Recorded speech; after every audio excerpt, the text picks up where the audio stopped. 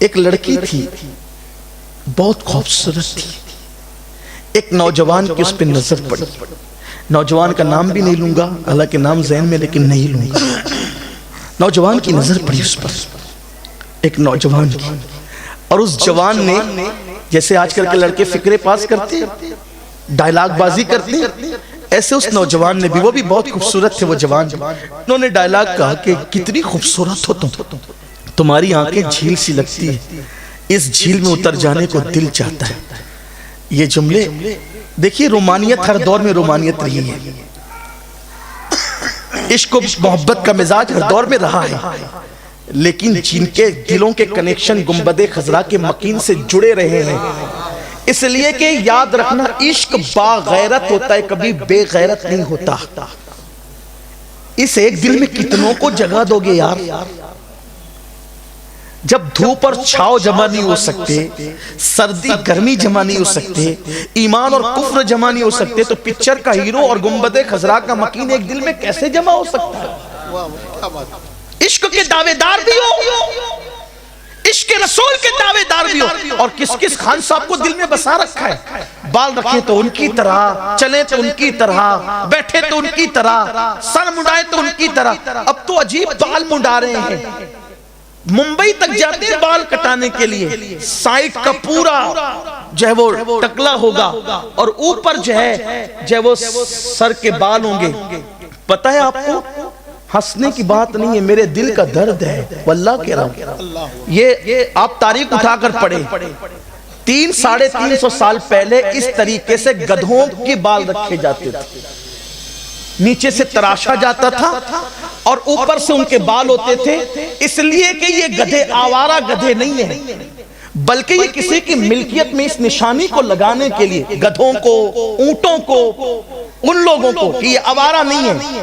وہ گدھے جو آوارہ نہیں تھے، یہ ان کی نشانی تھی، اور آج یہ آوارگی کی نشانی بن گئی. بلکہ اللہ کے رسول صلی اللہ علیہ وآلہ وسلم کے فرمان کا مفہوم ہے، میری امت پر ایک وقت ایسا آئے گا کہ لوگ اپنے سروں پر بال بختی اونٹوں کی طرح رکھیں گے. جب تم دیکھنا تو سمجھ جانا کہ قیامت قریب آ گئی. کہاں جا رہے ہیں؟ حضور کی سنت پسند نہ آئی؟ جس کو قدرت نے اپنے دست قدرت سے سوارا ہو، جس کے بالوں کو، جس کے ابرو کو، جس کے رخسار کو، جس کی داڑھی کو، جس کے سینے کو، جس کے ہاتھوں کو قدرت نے اپنے دست قدرت سے سوار کر پیدا کیا، اور شاہکار قدرت بنا کر جس کو بھیجا ہو، اس کی اداؤں کو چھوڑ کر کس کس کی اداؤں کی طرف جاؤ گے؟ آؤ اس کے طریقے کی طرف جس کا طریقہ اللہ تک پہنچا دیتا ہے، جس کا طریقہ دلوں کو قرار عطا کرتا ہے. تو بہرحال اس جوان نے کمنٹ پاس کیا، فطرہ کہا کہ کتنی خوبصورت ہے تیری آنکھیں، دل چاہتا ہے کہ جھیل سی آنکھوں میں اتر جاؤں.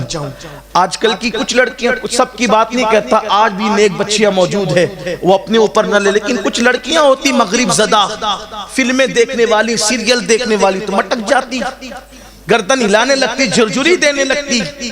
مگر قربان اس لڑکی نے کہا میری آنکھیں اچھی لگی، کہا بہت خوبصورت ہے تیری آنکھیں، کہا رکنا ابھی آتی، رکنا ابھی علاج کرتی ہوں.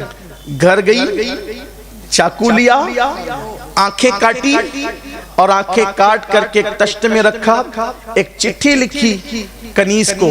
حالانکہ آنکھ کاٹنے سے پہلے چٹھی لکھی گئی تھی، چٹھی لکھی کنیز کو دے دیا کہ وہ لڑکا وہاں کھڑا اس کو دے دے. جب کنیز تشت لے کر آئی کپڑا ڈال کے تو کہا تحفہ آیا ہے. نوجوان خوش ہوا، چلیں پہلی محبت کا نشانہ تیر جو ہے نشانے پر لگ گیا، تحفہ بھی آ گیا. جب اس نے کپڑا ہٹایا تو دیکھا دو کٹی ہوئی آنکھیں تھی اور ایک چٹھی تھی، اور اس میں لکھا ہوا تھا جو آنکھیں مردوں کو میری طرف متوجہ کر کے میرے فتنے میں مبتلا کرے، ایسی آنکھوں کو میں اپنے ماتھے میں رکھنا پسند نہیں کرتی. اندھی بن کر رہنا مجھے گوارا ہے، مگر پاپی بن کر رہنا مجھے گوارا نہیں ہے. ایسی لڑکیاں تھی ہماری، ایسی بیٹیاں تھی ہماری. آپ مجھے بتائیں آج کیا ہوگا، کیا ہو رہا ہے؟